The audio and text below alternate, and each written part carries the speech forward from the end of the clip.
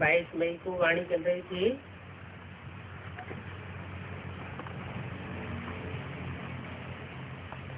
चौदह जुलाई 1966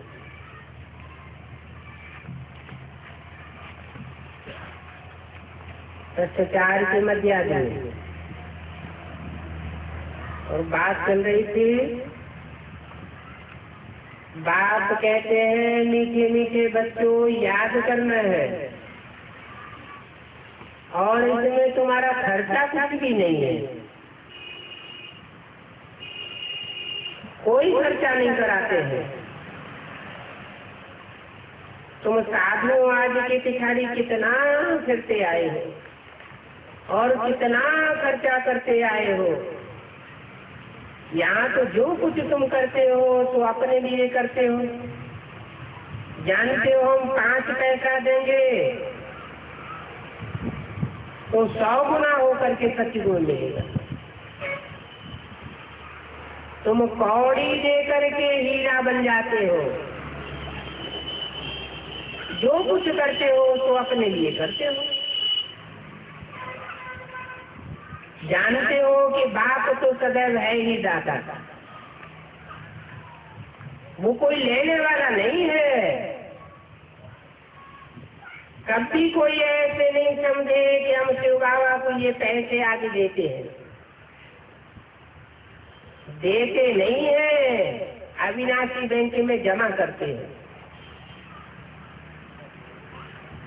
जो भी जमा करते हैं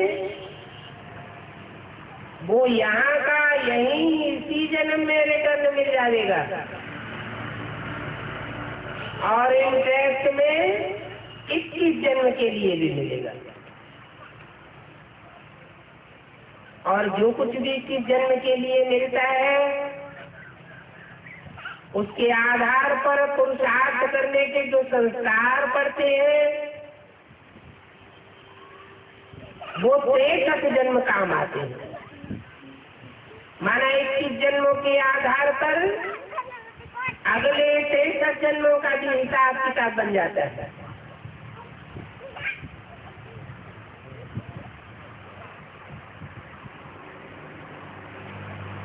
तो तुम शिव बाबा के पास ये जमा करते हो भविष्य रिटर्न में लेने के लिए। सुदामा का मिसाल है। सुदामा ने चावल चपटी दी तो 21 जन्म के लिए महल मिल गए। कौन से महल मिल गए?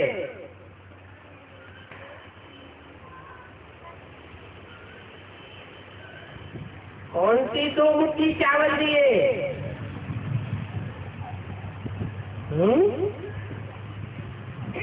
शास्त्रों में नाम क्या रखा है? काम के आधार पर नाम रखे गए हैं। नाम रखा सुदामा। सु माना सुंदर और दाम माना धन संपत्ति। जिसके पास ज्ञान की सुंदर धन संपत्ति थी उसको सुदामा ने क्या दिया? भगवान को 2 मुट्ठी चावल दिए।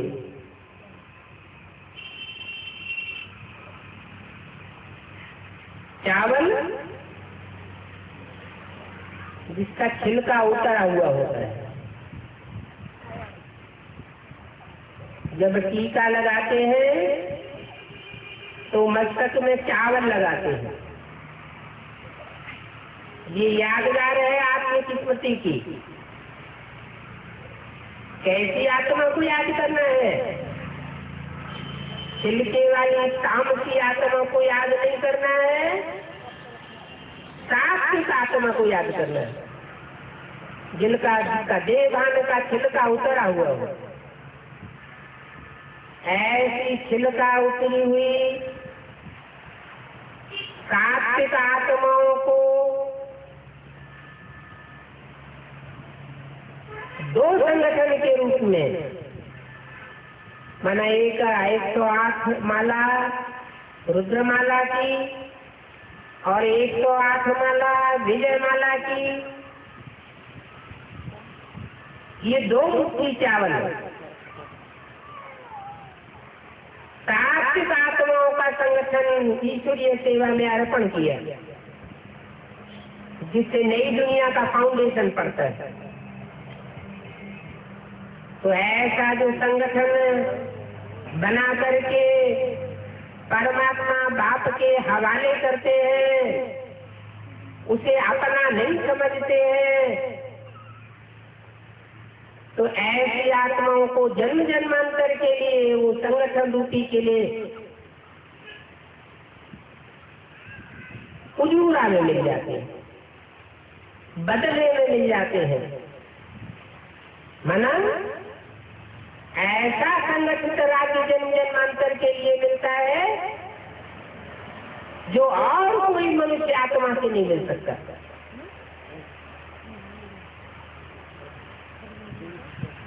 तो कोई स्थूल महल मिलने की बात नहीं है। महल माना किला, किला माना संगठन का किला। हम देते भी हैं तो लेने के लिए देते हैं, चाहे चावल चपटी देते हैं, हद की देते हैं, चाहे बेहद की देते हैं, हिसाब है। देखो कितना ब्याज मिलता है।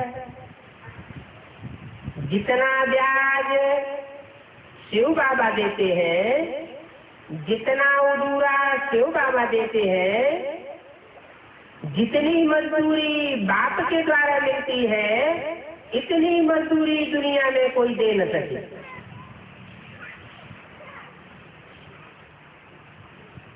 अनगिनत मिलता है। तो देखो इस समय अगर कुछ नहीं किया तो ये पैसा तो तुम्हारा सारा ही खत्म हो जाएगा, जिसका अंजाम पहले भी बता दिया। किसकी दबी गई धूल में किसकी राजा खाए, और किसकी ले जाएंगे चोटे, और किसकी आग जलाए। ये 4 अंजाम होंगे। स्थूल धन संपत्ति के भी 4 अंजाम होंगे, और जो बेहद की संपत्ति ज्ञान धन है, उसके लिए भी अगर कंजूसी की तो उसके भी 4 अंजाम होंगे। इसलिए देते जाओ, देते जाओ। दाता के बच्चे दाता बने। तुम जानते हो क्या होना है। 5-7 वर्ष रहे होंगे। गवर्नमेंट 10 वर्ष के लिए ले ले तो क्या होगा? क्या गवर्नमेंट से कुछ वापस मिलेगा? ये 10 वर्ष की बात किस समय की है? जब 10 साल की घोषणा कराई थी। 10 वर्ष में पुरानी दुनिया का विनाश और नई दुनिया की स्थापना हो जाएगी। 66 की मुरली है। तो क्या हद की 500 करोड़ की दुनिया का विनाश और स्थापना की बात थी? नहीं। ब्राह्मणों की जो संगमयुगी दुनिया थी, उस ब्राह्मणों की संगमयुगी दुनिया में स्थापना और पालना की विनाश की बात 10 वर्ष के बाद की बताई है। 10 वर्ष के बाद नया संगठन का किला तैयार हो गया, माना 70 में, और वो अविनाशी किला तैयार हुआ।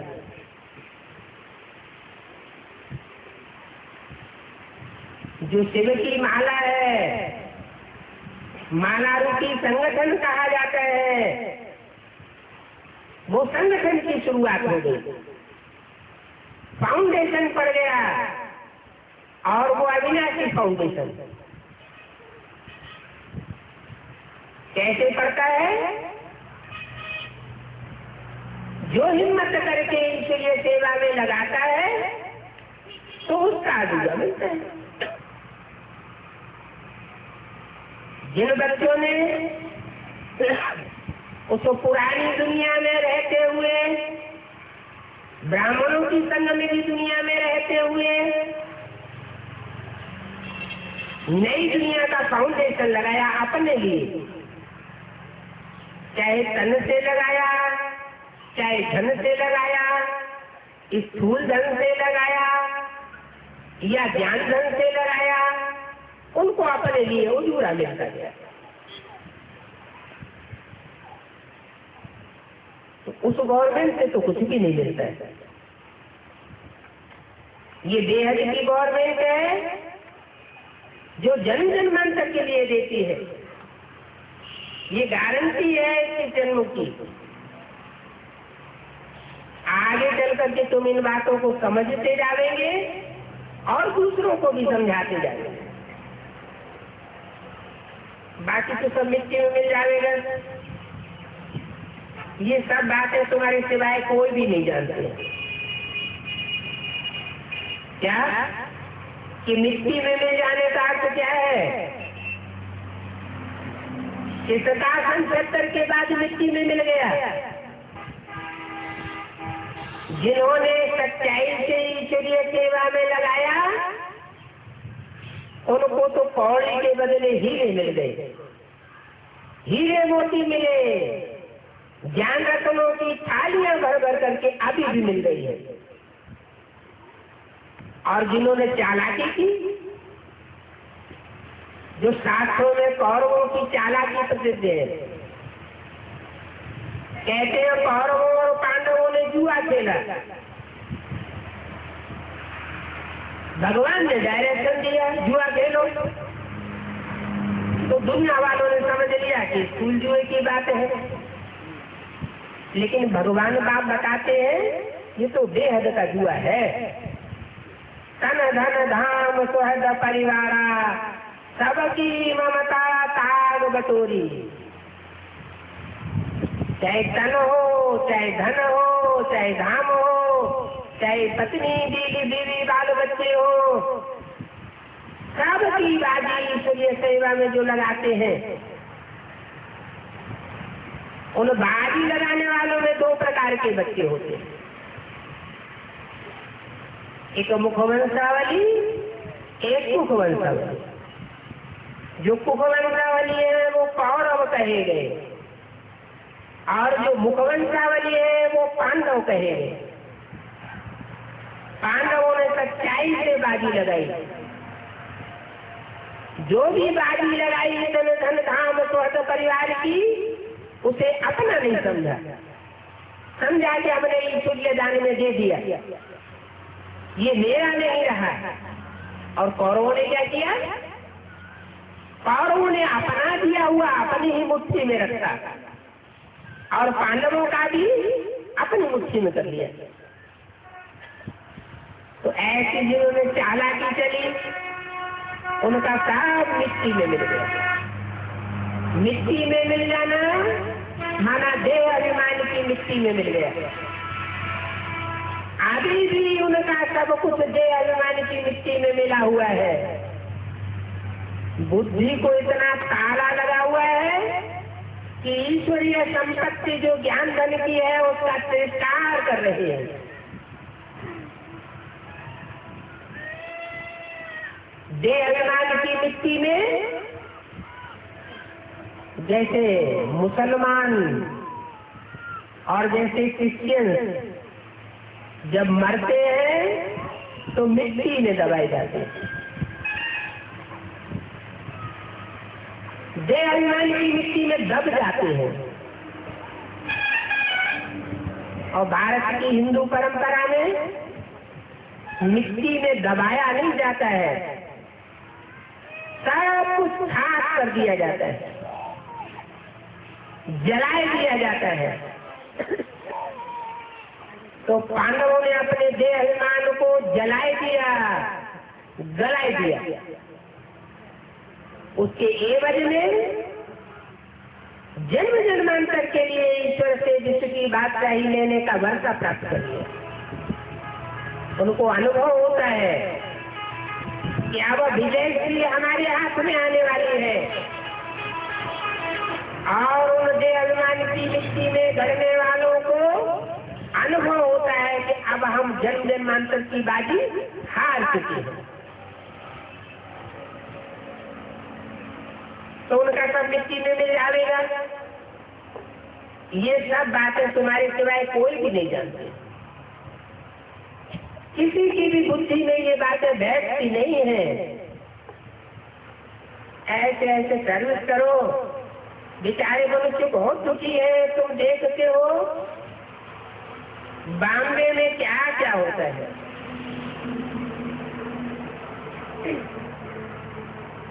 आगे चल करके बरसात न पड़ने के कारण सारी मिलने बंद हो जाएगी। पानी नहीं है तो देखो कितना नुकसान हो जाता है। कैसे आने के लिए तो नुकसान हुआ है। इतने स्टीमर आदि इतना खर्चा से ये चीजें बनती हैं और फिर खलास हो जाती है। सभी में तो ये सारी चीजें नहीं होंगी। तुम्हारी बुद्धि में है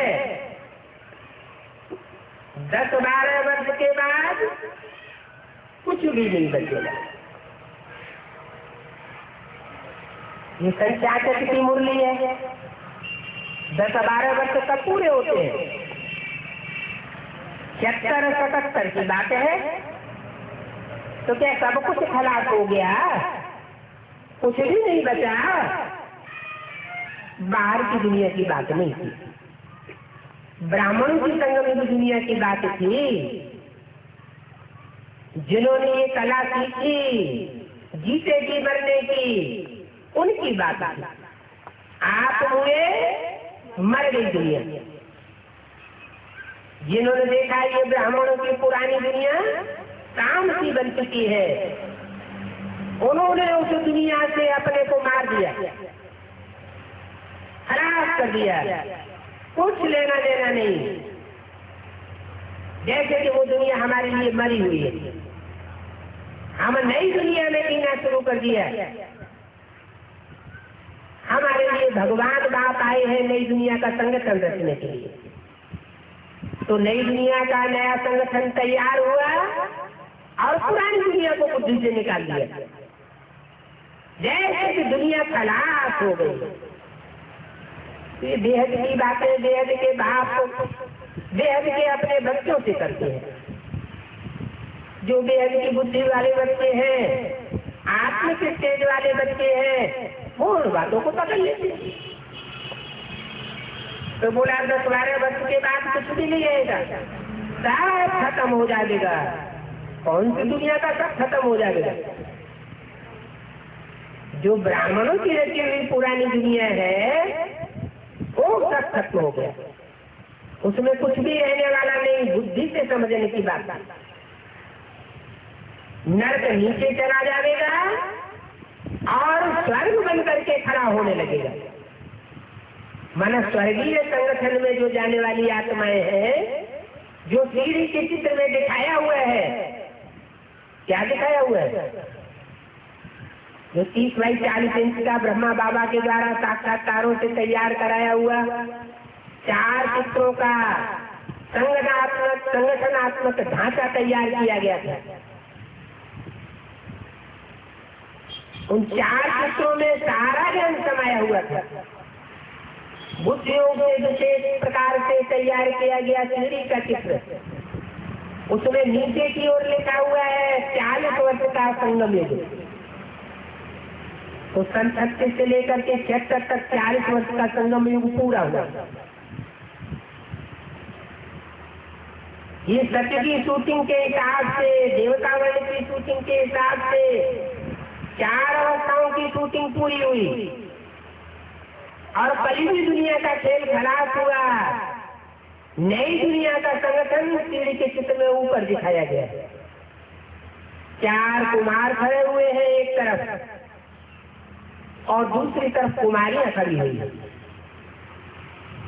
विजयमाला का संगठन एक तरफ और रुद्रमाला का संगठन एक तरफ। ये नई दुनिया खड़ी होगी और पुरानी दुनिया खलास होगी। चित्र में जो पहले से ही दिखाई दिया है और 10 वर्ष की घोषणा भी सीढ़ी के चित्र में दी हुई है। वो भी लिखा हुआ है 10 वर्ष में पुरानी दुनिया का विनाश। सीढ़ी का चित्र भी बनवाया गया था सन 66 में। तो ये दोनों बातें सिद्ध साबित हो गई। नरक नीचे चला गया, माने नारकी दुनिया में जाने वाली आत्माएं नीचे पुरुषार्थ की ओर चली गई, पाताल में जा रही हैं और चली गई। इसलिए बोला था सीढ़ी के चित्र में नीचे लिखवाओ, विनाश काले विपरीत बुद्धि विनश्यते। कहानी के जहां दीदी दादी दादाओं के चित्र लगे हुए हैं उसमें लिखवाओ। क्या लिखवाओ? अरे अभी तो बोला विनाश काले विपरीत बुद्धि विनश्यते, मुरली में बोला। और सीढ़ी के चित्र में ऊपर लिखवाओ विनाश काले प्रीति बुद्धि विजय। तो वो आत्माएं अभी भी एडवांस पार्टी में अंदर ही अंदर विजय का अनुभव कर रही है कि विजय हमारा जन्म सिद्ध अधिकार है। और इसी वर्ष की अव्यक्तवाणी में रिजल्ट भी दे दिया। माया अब समझ चुकी है कि हमारा राज्य जाने वाला है। अब हमारा राज्य ज्यादा समय टिकने वाला नहीं है। तो बोला नरक नीचे चला जाएगा और स्वर्ग खड़ा हो जाएगा। तो क्या स्वर्ग खड़ा हो गया? 76-77 में स्वर्ग नहीं खड़ा हो गया, लेकिन स्वर्गीय दुनिया का संगठन का जो फाउंडेशन लगाने वाला ग्रुप है वो खड़ा हो गया। गाते तो है द्वारिका में श्री कृष्ण की राजधानी थी। कहाँ? द्वारिका में। वो फिर समुद्र में चली गई। अब समुद्र में थोड़ी जाती है, वो तो फिर निकल आवेगी। अभी तुम जानते हो बाप स्वर्ग की स्थापना कर रहे थे। ये बाप का काम है। बाप बड़ा रमतू रमत हुआ।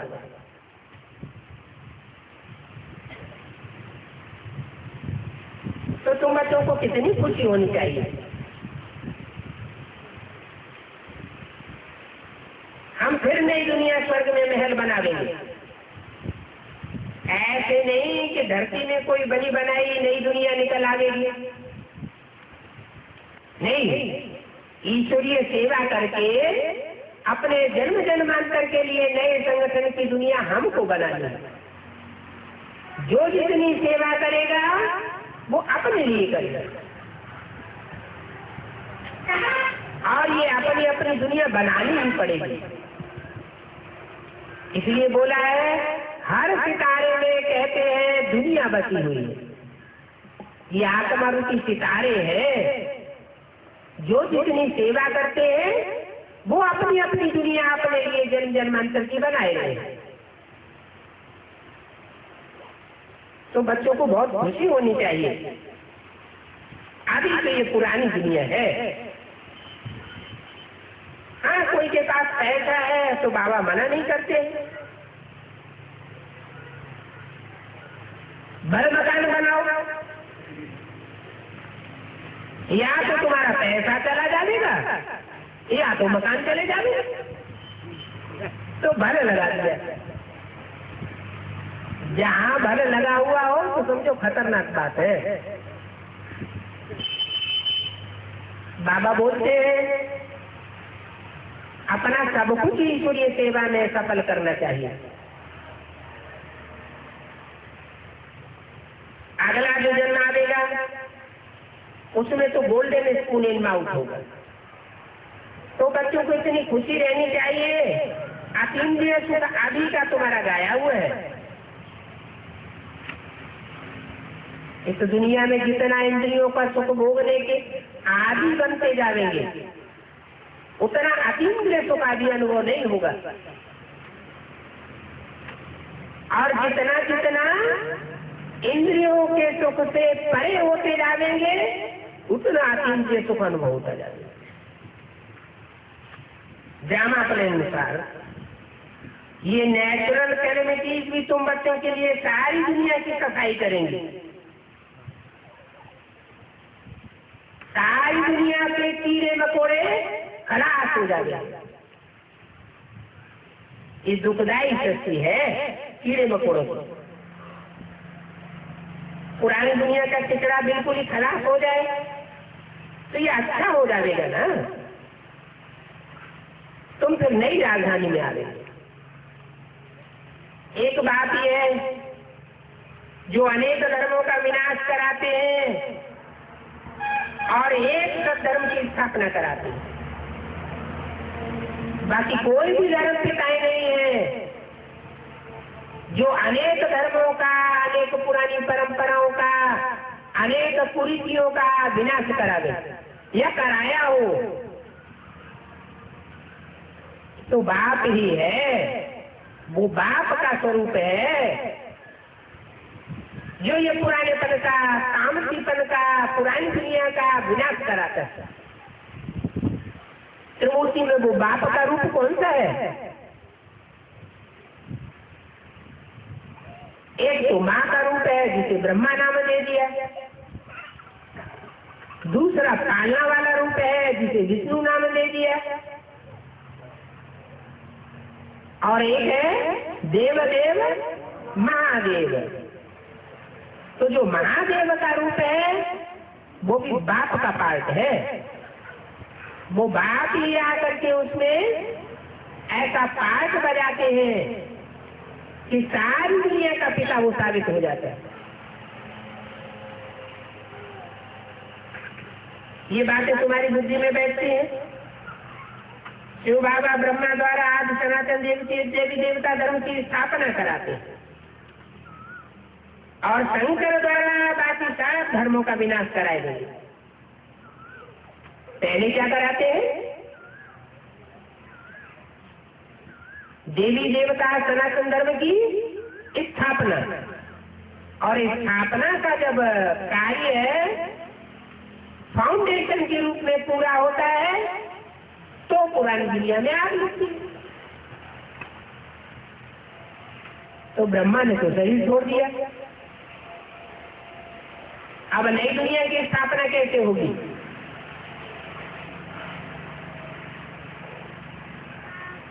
बल शरीर छोड़ दिया, लेकिन शरीर छोड़ने के बाद भी वो आत्मा तो इसी सृष्टि पर कायम है। वो ब्रह्मा के रूप में पार्ट बजाने वाली आत्मा जिसका संसार में गायन है ब्रह्मा के रूप में, पूजन नहीं है, वो आत्मा पूजन योगी भी बनती है, पुरुष टोले से पूजन योगी नहीं बनती, क्योंकि मुरली में कहीं ये नहीं बोला है कि मैं पुरुषों द्वारा स्थापना कराता हूं। नई दुनिया का गेट पुरुषों के द्वारा खोलता हूं, नहीं, क्या बोला है? स्वर्ग के गेट का दरवाजा किसके द्वारा खुलवाऊंगा? माताओं के द्वारा। तो माताओं में बड़ी से बड़ी माता कौन है? ब्रह्मा। इसलिए मुझे बोला वास्तव में ये ब्रह्मा ही तुम्हारी जगदम्बा है। तो जगदम्बा तो फीमेल के रूप में दिखाई जाती है भक्ति मार्ग में, और ब्रह्मा तो दाढ़ी मूछ के रूप में, मेल के रूप में दिखाया जाता है। तो दाढ़ी मूछ वाला ब्रह्मा जगदम्बा कैसे बनेगा? वही दाढ़ी मूछ वाला ब्रह्मा जब शरीर छोड़ता है और एडवांस पार्टी की ब्राह्मणी में प्रवेश करता है तो वो जगदम्बा के रूप में प्रकट होता है। वो जगदम्बा ही सारी माताओं की बड़ेली माता है, जो अपने संगठन के साथ स्वर्ग के गेट की स्थापना कहो, स्वर्ग की नई दुनिया के उद्घाटन कहो, उसके निमित्त बनती है। बाकी शंकर द्वारा बिना सबका कराए देंगे। जो आज सनातन देवी देवता धर्म की सूर्यवंशी चंद्रवंशी आत्माएं हैं, उनका संगठन स्थापन होगा। और बाकी जो ब्राह्मण की दुनिया में दूसरे धर्मों की आत्माएं आई हुई है, जो कौरवों और यादवों का पाठ बजाई रही है, उनका सबका खलासा होने वाला है। शिव बाबा ब्रह्मा द्वारा आज सनातन देवता धर्म की स्थापना कराई रही है। अच्छा, माता पिता बाप दादा का मीठे मीठे बच्चों प्रति याद प्यार, गुड मॉर्निंग, ओम शांति। अगली वाणी है 20 जुलाई 1966।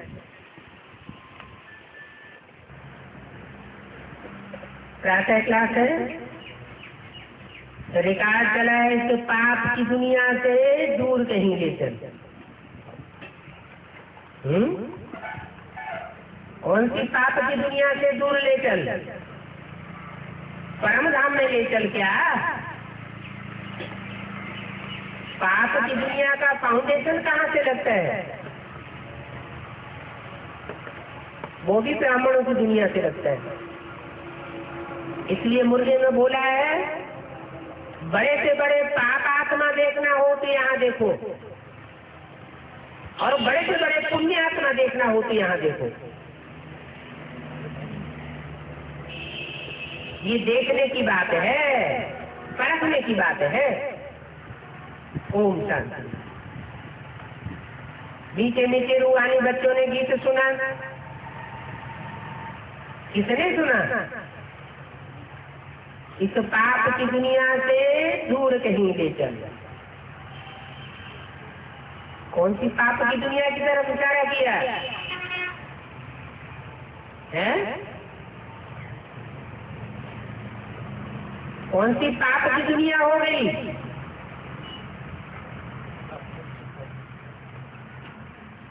जो बेसिक नॉलेज की दुनिया थी, वो पाप की दुनिया बन गई। 75 में काम की दुनिया बन गई। जो ज्यादा तंग होने वाले बच्चे थे, उन्होंने पुकार लगाई, अब दूर कहीं ले चल। तो बाप कहते हैं, बच्चे अब मैं क्लास तुम्हारा ट्रांसफर करता हूं। जब क्लास ट्रांसफर होता है तो पुराना स्कूल छोड़ना पड़ता है और नए स्कूल को में दाखिल होना पड़ता है। टीचर्स भी बदल जाते हैं, साथी भी बदल जाते हैं, पुरानी दुनिया छूट जाती है और नई दुनिया में तुम बच्चों को मिल जाती है। ये पुराने संगठन को छोड़ने और नए संगठन को ग्रहण करने की बात है। तो ये गीत किसने सुना? जो आत्म की स्थिति में रहने वाले बच्चे हैं, उन्होंने इस गीत को सुना और उन्होंने इस गीत के अर्थ को जाना।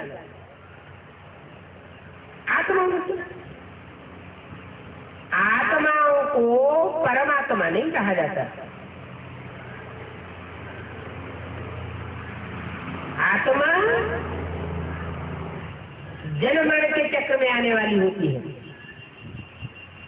इस बेहद ब्राह्मणों की दुनिया में जो भी आत्माएं हैं, वो बेहद का जन्म मरण का चक्र लगाए रही है। अपनी आत्मा में ये रियलाइजेशन करना है, देखना है कि हमारी आत्मा बेहद के जन्म मरण के चक्र में आ रही है या नहीं आ रही है। बेहद का जन्म मरण कौन सा होता है? निश्चय बुद्धि मना जन्म, अनिश्चय बुद्धि मना मृत्यु। निश्चय बुद्धि होते हैं कि ये हमारा बाप है, ये हमारी माँ है,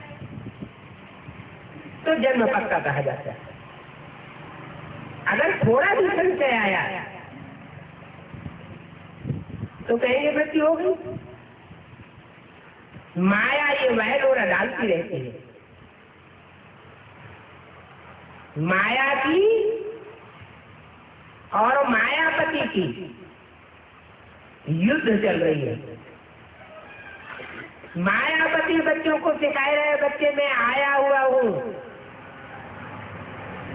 तुम्हारा माता पिता बनकर के आया हुआ हूँ।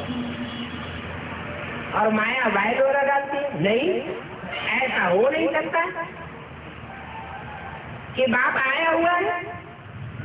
बाप तो पहले कभी आया था, जिस तरह में आया हुआ था वो चला गया। अब तो नई दुनिया की स्थापना का कार्य है। माया रूपी रावण राज्य के हाथ में है। वो कहती हम ही नई दुनिया की स्थापना कर रहे हैं। अपना पाम पेंट सो फैलाती जाती है और लोगों को भ्रमित करती जाती है कि नई दुनिया देखो तैयार हो रही है। तुम्हें विश्वास नहीं हो तो चलो माउंट आबू में चल के देखो कैसा सुखधाम और शांतिधाम तैयार हुआ पड़ा। दुनिया में भी जो माया के मुरीद लोग हैं वो बड़ी बड़ी ऊंची ऊंची बिल्डिंगें बनाते चले जा रहे हैं, बड़ी बड़ी ऊंची ऊंची प्लानिंग करते जा रहे हैं और समझते हैं कि हम नई दुनिया बनाएंगे। ये माया का पाम्पेन तो थोड़े समय का होता है। ये हजारों साल चलने वाली दुनिया नहीं होती है, सिर्फ बरन लाने वाली दुनिया है। तो माया कहती है कि बाप आया हुआ है, ये हो नहीं सकता। और बाप कहते हैं, बच्चों को समझाते हैं कि देखो बच्चे मैं आया हुआ हूँ। बच्चों की भी समझ में आता है कि हाँ बाप आया हुआ है, आता भी है। फिर माया बीच बीच में हिलाती रहती है। जब बुद्धि का योग हिलाती है तो बच्चों की भी बुद्धि में थोड़े समय के लिए आता है, नहीं ये बाप नहीं है, ये माँ और बाप का स्वरूप नहीं है, तो अनिश्चय पैदा हो जाता है। ये मृत्यु और ये जन्म ये चलता ही रहता है। जन्म मृत्यु के चक्र में आत्माएं आती है, लेकिन उन आत्माओं के बीच में कोई आत्मा तो ऐसी एक होगी जो सुप्रीमेसी का पार्ट बजाने वाली हो, हीरो पार्टधारी का पार्ट बजाने वाली हो। वो हीरो पार्ट बजाने वाली आत्मा एक ही आत्मा है जिसमें वो सुप्रीम सोल प्रवेश करता है, और प्रवेश करने के बाद सुपरमेसी का पार्ट बजाने के लिए निमित्त बनाता है।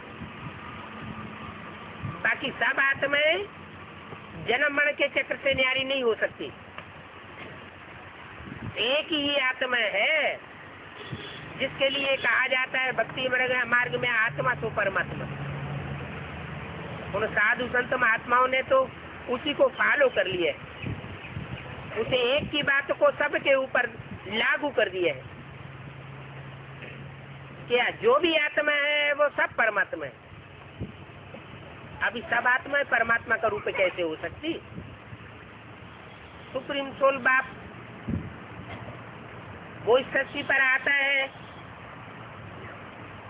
जन्म मरण के चक्र में आने वाली आत्माओं का उद्धार करने के लिए आता है, तो कोई में तो प्रवेश करेगा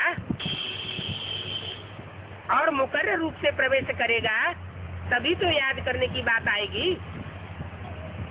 अगर सब में प्रवेश करे तो बुद्धि योग सबका भटक जाएगा। एक में आकर के प्रत्यक्ष होगा तो सबकी बुद्धि एकाग्र होगी,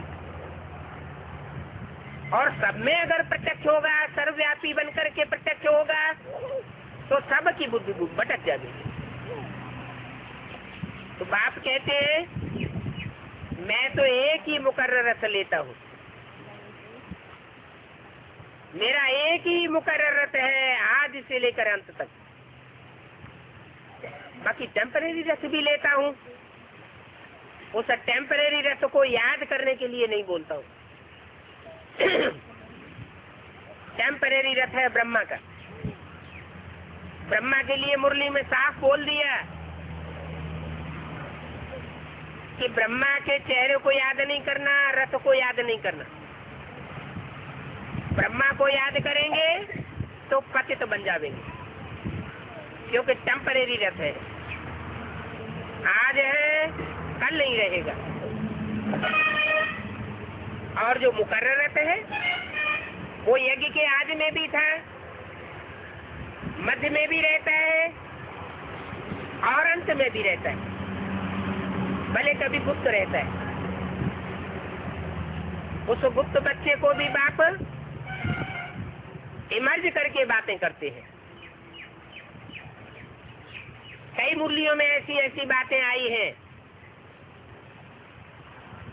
जो दूसरे बच्चों के ऊपर लागू नहीं होती। जैसे बोला है,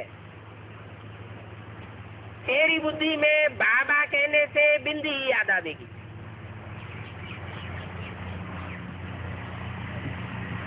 बाबा का क्लेरिफिकेशन भी बता दिया। बाबा कहा जाता है साकार और निराकार के मेल को। तो वो तेरी जिसके लिए बोला है वो कौन है? जिसकी बुद्धि में बाबा कहने से बिंदी ही याद आती है, साकार याद नहीं आता। उसकी बुद्धि में बिंदी ही बाबा का रूप है। वो एक मुकर्रर रथ वाली बात है। जिस मुकर्रर रथ में प्रवेश करता है वो मुकर्रर रथ ही अनुभव करता है कि उसके लिए बिंदी ही बाबा है। बाकी दूसरी आत्माएं वो ये अनुभव करती है कि साकार और निराकार का मेल बाबा है। क्योंकि आत्मा आत्मा बिंदी बिंदी आत्माओं का बाप तो एक सुप्रीम सोल है, वो सिर्फ बाप है, उसके साथ दूसरा संबंध आत्माओं को नहीं बनता। जब वो बिंदी बाप, जिसका नाम बिंदी शिव कहा जाता है,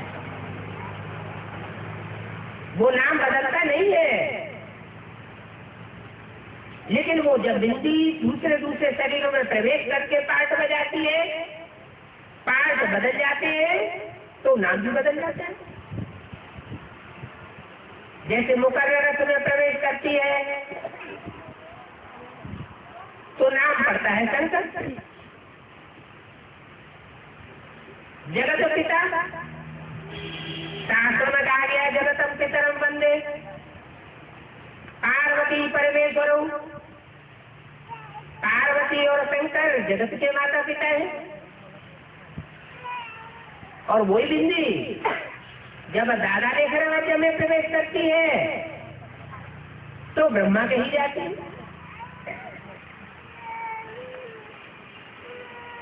तो प्रवेश करने से नाम बदलते हैं, अलग अलग प्रकार का पाठ बजाने से नाम बदलते हैं। नहीं तो ओरिजिनल रूप में वो बिंदी शिव ही है।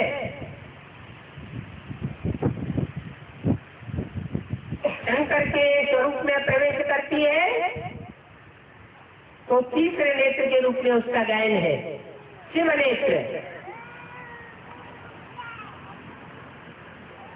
उस बिंदी का गायन चंद्रमा के रूप में नहीं है, वो ज्ञान सूर्य कहा जाता है। ज्ञान सूर्य जिसमें प्रवेश करता है उसके द्वारा संसार का कल्याण करता है। जैसे सूर्य सारे संसार को रोशनी देता है, चाहे पतित आत्मा है, चाहे पावन आत्मा है, चाहे कोई दुष्ट है, चाहे कोई नीच है, चाहे कोई ऊंच है, वो सबको बराबर बराबर रोशनी देता है। ऐसे वो ज्ञान सूर्य का पाठ। तो बताया कि हर प्रकार की आत्मा को, हर आत्मा को परमात्मा नहीं कहा जा सकता। ये तो एक ही विशेष आत्मा है जो सत्य रूपी रंगमंच पर हीरो पार्ट बजाती है, जिसको परमात्मा कहा जाता है। कहते भी है परम पिता परमात्मा, ऐसे नहीं कहते हैं परमात्मा परम पिता। जैसे कहते हैं शिव शंकर, ऐसे नहीं कहते हैं शंकर शिव। क्यों? बड़े का नाम पहले और छोटे का नाम बाद में, बाप का नाम पहले और बच्चे का नाम बाद में। तो परम पिता माने पिताओं में जो सबसे बड़ा पिता है, प्रजापिता का भी पिता है। प्रजापिता है सारी मनुष्य शक्ति का पिता, परंतु प्रजापिता का भी जो बाप है वो है शिव ज्योतिबिंदु। वो सब का पिता है, उसका कोई पिता नहीं। तो परम पिता शब्द पहले लगाया जाता है और परमात्मा शब्द बाद में लगाया जाता है, क्योंकि जो ऊपर से आने वाला है वो ऊपर का वासी, ऊपर का है, ऊपर का बाप शिव पिता। और जिस नीचे वाले में प्रवेश करता है वो है नीचे मनुष्य शक्ति का बाप। तो ऊपर वाले का नाम पहले ऐड करते हैं परम पिता, और नीचे वाले का नाम बाद में ऐड करते हैं परमात्मा। तो एक चीज को दो अक्षर नहीं दिए जा सकते। जैसे शिव शंकर मिला दिया जाता है, तो शिव शंकर ये दो नाम हो गए। भक्ति मार्ग में समझते हैं जो शंकर है वो ही शिव है, लेकिन नाम तो दो है। अगर एक ही है तो दो नाम क्यों है? नहीं, दो नाम है, दो उनके काम है, दो रूप है। शिव निराकार बिंदु का नाम है, ज्योति बिंदु जो सदैव ज्योति बिंदु स्वरूप में रहता है, और शंकर आकारी स्टेज में रहने वाले देवता का नाम, जो देवताओं में सुप्रीमेसी का पार्ट बजाता है। जैसे और धर्म पिताएं हैं, नंबरवार देवात्माओं में प्रवेश करते हैं, ऐसे ही जो धर्म पिताओं में सबसे ऊंचा पिता है, ऊंचे ऊंचे बाप गाया हुआ है, वो ऊंचे ऊंचे देवता में प्रवेश करता है, जिसे कहा जाता है देव देव महादेव। तो एक के दो नाम नहीं होते। केवल सुप्रीम सोल का नाम है शंकर, महादेव का नाम। कोई मनुष्य को भगवान कहा भी नहीं जा सकता, क्योंकि मनुष्य होता है मनु की औलाद। मनु आज ब्रह्मा को कहा जाता है। मनु शब्द से ही जाहिर होता है कि वो मन का भी पार्ट बजाता है, मनन चिंतन का पार्ट बजाता है। उस मनु की जो औलाद बनते हैं वो मनुष्य कहे जाते हैं। जैसे ब्रह्मा की औलाद ब्राह्मण, विष्णु की औलाद वैष्णव, शिव के फॉलोअर शैव, जिन के फॉलोअर जैन, एक मात्रा फॉलोअर के अर्थ में अथवा बच्चे के अर्थ में बढ़ जाता है। तो ऐसे ही जो ब्रह्मा की औलाद है वो ब्राह्मण कहे गए, उसी प्रकार मनु की औलाद मनुष्य कहे गए। शास्त्रों में तो लिख दिया है कि 84 लाख योनियों में भ्रमण करने के बाद एक मनुष्य जन्म मिलता है, जो दुर्लभ जन्म है। मनुष्य जन्म बड़ा दुर्लभ है, लेकिन नहीं, 84 लाख योनियों की बात नहीं है, ये 84 के चक्कर की बात है। 4 युगों में आत्मा 84 के चक्कर लगाती है, ज्यादा से ज्यादा। वो 84 का चक्र पूरा होने के बाद आखिरी जन्म में मनु की आत्मा संसार में प्रत्यक्ष होती है, और उस मनु को जो अपना बाप स्वीकार कर लेते हैं वो मनुष्य कहे जाते हैं। वो प्रैक्टिकल व्यवहार की बात है। मनुष्य हो और मनन चिंतन मंथन न करे तो वो मनुष्य थोड़ा ही कहा जाता है। मनन चिंतन मंथन की सार्थक बातों का करे, निरर्थक और नुकसानदायी बातों का मनन चिंतन मंथन न करे। जैसे आज के वैज्ञानिक हैं, एटम बम बनाते जाते हैं और समझते हैं हम बड़ा मनन चिंतन मंथन करने वाले हैं। वो तो निरर्थक मनन चिंतन मंथन हो गया। उससे तो दुनिया का ध्वंस होता है, दुनिया का निर्माण नहीं होता है। निरर्थक चिंतन करना वो तो wastage of time, wastage of money, wastage of energy हो जाती है। बाप तो सार्थक मनन चिंतन मंथन कराने आते हैं, जिससे नई दुनिया बनती है। अपने लिए भी नई दुनिया बनती है, सारी सृष्टि के लिए भी नई दुनिया बनती है। तो हम हैं मनुष्य की औलाद सच्चे अर्थ में। अभी तुम बच्चों को देवता बनना है, ऐसा मनन चिंतन मंथन तुम बच्चों से कराता हूं कि तुम्हें ये स्मृति आ जाती है कि हम ही मनुष्य से देवता बनने वाले थे और हमको ही अब बनना। ब्राह्मण को देवता नहीं कहा जा सकता। ब्राह्मण ऊपर नीचे होते रहते, संपूर्ण ब्राह्मण को देवता कहा जा सकता है। ब्राह्मणों की नौकरियां गाई हुई है, अभी की सारी बातें। ब्रह्मा को भी देवता नहीं कहा जाता, तो ब्राह्मणों को देवता कैसे कहा जाएगा? बल कहते हैं ब्रह्मा देवताय नमः, विष्णु देवताय नमः, परंतु ब्रह्मा और विष्णु में तो बहुत फर्क है। ब्रह्मा है अधूरा स्वरूप और विष्णु है संपूर्ण स्वरूप। विष्णु को देवता कहा जाता है। ब्रह्मा है ब्राह्मणों का बाप, परंतु ब्राह्मणों को देवता नहीं कहा जाता।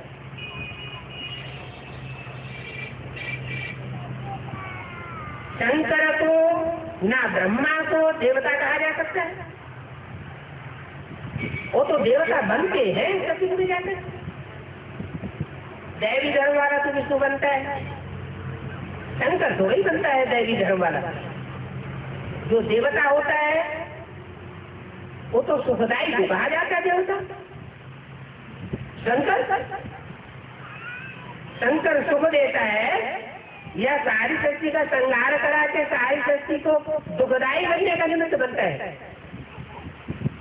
सारी सृष्टि का संहार कराएगा, भला आसुर सृष्टि का संहार करता है, लेकिन दुखदायक का दाता तो हुआ ना। तो सच्चा देवता तो उनको कहा जाता है जो सुख देते हैं। दुख देने वाले को देवता कहा नहीं जा सकता। क्यों? क्योंकि शंकर के स्वरूप में मैं प्रवेश करता हूँ। मैं न ब्राह्मण बनता हूँ न देवता बनता हूँ।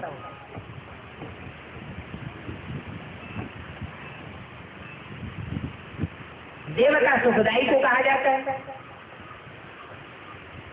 तो मैं कोई साधु संत महात्मा बनकर के सृष्टि पर नहीं आता हूँ। मैं देवता बनकर के भी नहीं आता हूँ। मैं पवित्र ब्राह्मण बनकर के भी नहीं आता हूँ। अगर मैं पवित्र ब्राह्मण बनकर के आऊं तो पतितों को पावन कैसे बनाऊंगा? इसलिए बाप कहते हैं कि मैं विदेशी बनकर के आता हूं, स्वदेशी भी बनकर के नहीं आता। अगर स्वदेशी बनकर के आऊं तो स्वदेशी राम का विरुद्ध है, एक पत्नी व्रतधारी। एक पत्नी व्रत धारण करके अगर आऊंगा तो तुम सब बच्चों से मैं नहीं मिल सकता। तुम सब बच्चों से मिलन मेला नहीं बना सकता। और जब सब बच्चों से मिल नहीं सकता, अलग अलग संबंधों के रूप में नहीं मिल सकता, तो संग का रंग भी नहीं लगेगा। मैं तो आता ही हूं सारी सृष्टि को पति से पावन बनाने के लिए। पति से पावन बनते हैं संग के रंग से। एक के संग के रंग से ही पति से पावन बनना है। अनेकों के संग के रंग से पतित बने हैं। देवताएं सारे ही पतित हो गए। उन सब देवताओं को पति से पावन बनना है तो एक बात की पहचान तो चाहिए ना।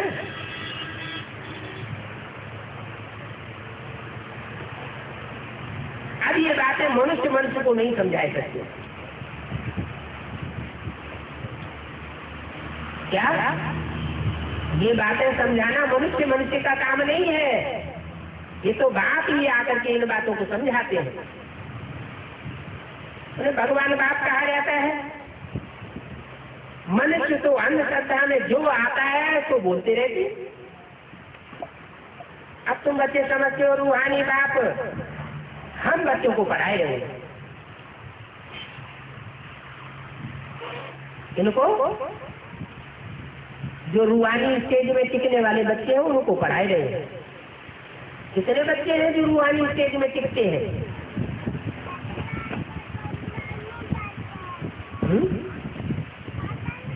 33 करोड़ देवताएं हैं, 10 करोड़ हैं, 2 करोड़ हैं। कितने बच्चे हैं जो रूहानी स्टेज में टिकते हैं? 4.5 लाख बच्चे हैं। जो जन्म लेने वाले 4.5 लाख राधा कृष्ण के रूप में होंगे, वो रूहानी स्टेज वाले बच्चे नहीं होंगे हैं? 9 लाख सितारों के रूप में उनका गायन नहीं होगा। होगा तो, लेकिन वो शरीर छोड़ने के बाद जब एडवांस नॉलेज लेते हैं तो बाद में जाकर के रूहानी स्टेज को प्राप्त करते हैं। नहीं तो उनको सूक्ष्म शरीर धारण करना पड़ता है। तो सूक्ष्म शरीरधारी को तो देवान रहता है। सूक्ष्म देवान जब तक है तब तक उनको रूहानी स्टेज वाला नहीं कहा जा सकता। तो मनुष्य तो अंधश्रद्धा में आकर के बोलते हैं। हम समझते हैं कि रूहानी बाप हम बच्चों को पढ़ाते हैं। क्या ब्रह्मा को नहीं पढ़ाते? ब्रह्मा के जो 7 प्रकार के ब्राह्मण बच्चे हैं 9 पुरी के, उन सब को नहीं पढ़ाते, सिर्फ हमको पढ़ाते। 9 पुरी के जो 9 प्रकार के ब्राह्मण हैं उनको नहीं पढ़ाते। वो तो अलग अलग प्रकार के 9 धर्मों में कन्वर्ट होने वाली आत्मा है। जो आज सनातन देवी देवता धर्म का पक्का होगा वो किसी दूसरे धर्म में कन्वर्ट होकर के जा न सके। वो एक बाप से ही पढ़ाई पढ़ेगा, दूसरे किसी से पढ़ाई पढ़ने वाला नहीं होगा। दूसरे की बात का आकर उसके ऊपर होने वाला नहीं है। जिसके ऊपर दूसरे की बात का प्रभाव पड़ जाए वो तो दूसरों की प्रजा बन जाएगी। जो बाप के बच्चे होंगे वो सिर्फ बाप से प्रभावित होंगे, कोई दूसरों से प्रभावित होने वाले नहीं होंगे। ये मनुष्य सृष्टि का जन्म जन्मांतर का फाउंडेशन पड़ रहा है। कौन कौन सी आत्माएं किन किन धर्मों में कन्वर्ट होने वाली है वो सब अभी पता चलेगा। पता चल भी रहा है। कैसे पता चल रहा है? कहते हैं दादी मानेंगी तब हम मानेंगे। इससे साबित होता है कि दादी से प्रभावित है। दादी जिस धर्म में कन्वर्ट होगी उसी धर्म के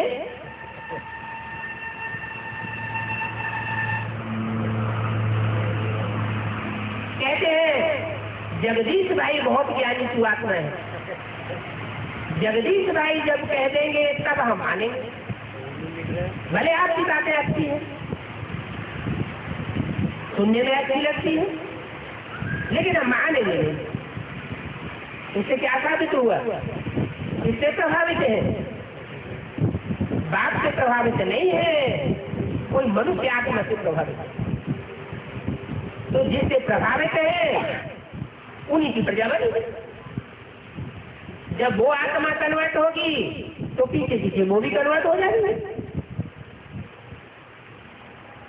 इसलिए बोला प्रभावित माना प्रजा। ओम शांति।